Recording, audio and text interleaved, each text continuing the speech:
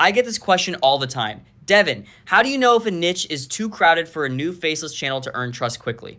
Here's the simplest rule. A niche is not too crowded because there are lots of videos. It's too crowded when the viewer has too many good options and no clear reason to trust you yet. So I'd run a quick 3-part trust test. First, search the niche and look at the top results. If the top videos are all from established creators with strong proof like results, experience, or recognizable authority, trust will be harder to borrow. Second, ask what the viewer needs before they believe the content.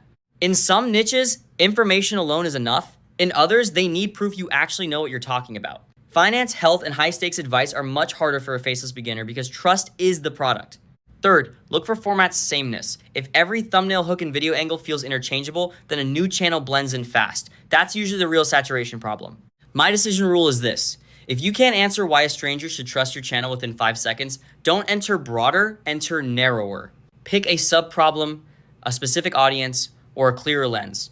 And if you're validating this across multiple niches, Satura is useful as the workflow layer to track trust signals topic by topic before you commit. So don't ask, is this niche crowded?